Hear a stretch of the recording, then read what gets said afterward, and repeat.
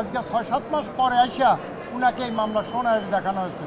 আজকে ঢাকা সিএমএম আদালতে ফ্যাসিস্ট হাসিনার বৈষম্যবিরোধী ছাত্র আন্দোলনের সময় যারা ফ্যাসিস্ট হাসিনাকে সহযোগিতা করেছিল বিভিন্নভাবে এবং এই আন্দোলনে ছাত্র জনতাকে গুলি করা যারা সহায়তা করেছে এবং তারা যারা সরাসরি অংশগ্রহণ করেছে তাদের মধ্যে ১২ জনকে আজকে বিভিন্ন মামলায় আজকে বিজ্ঞ আদালতে উপস্থাপিত করা হয়।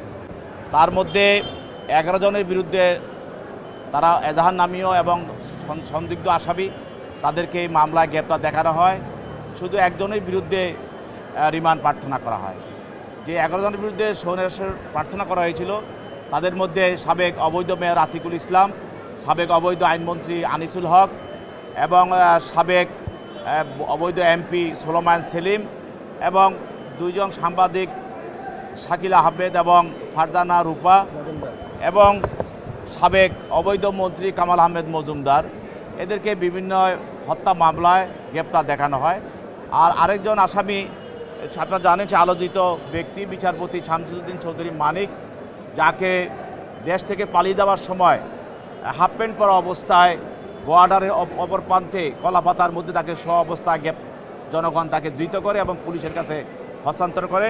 তাকেও একটি গুলশান থানার একটি হত্যা মামলায় এজাহার নামে আসামি। ওই মামলায় অধিকতর জিজ্ঞাসাবাদ করার জন্য তদন্তকারী কর্মকর্তা তার বিরুদ্ধে 7 দিনের রিমান্ড প্রার্থনা করেন। তার পক্ষে তার আইনজীবীরা ছিল, তারা শুনানি করেন এবং ওই পক্ষে শুনানির পরে তার বিরুদ্ধে 2 দিন রিমান্ড প্রার্থনা করে তাকে তদন্তকারী কর্মকর্তার হেফাজত 7 দিন প্রার্থনা করেন, 2 দিন মঞ্জুর করে তাকে তদন্তকারী কর্মকর্তার হেফাজতে প্রদান করেন।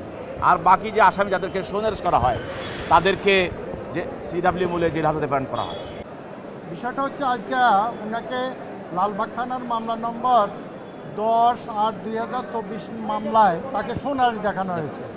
দেখা যাচ্ছে এই মামলায় মোট 73 জন এজাহার নামীয় আসামি।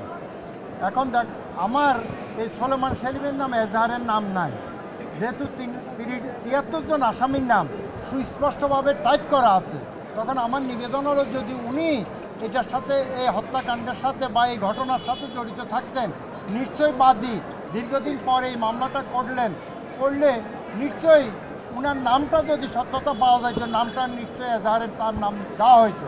কিন্তু দীর্ঘ আজকে 6-7 মাস পরে আইসা উনাকে এই মামলা শোনার দেখানো হয়েছে। উনি এটার সাথে সংশ্লিষ্ট ছিলেন না এবং এই ঘটনা তো ওখানে নাই। তাছাড়া যে এখানে এই ঘটনাটা ঘটছে সেখানে সিসি ক্যামেরা সহ বিভিন্ন ক্যামেরা আছে, সেখানে সিসি ক্যামেরা যদি থাকতো তার চেহারা তখনই তার পাওয়া যেত, কিন্তু এই ধরনের কোনো কিছু এই তদন্তকারী কর্মকর্তা দেখাইতে পারেন নাই। তারপর আমরা জামিন চেয়েছিলাম, মাননীয় দল বলছেন এটা পরবর্তী সংশ্লিষ্ট আদালতে জামিন শুনানি করবেন।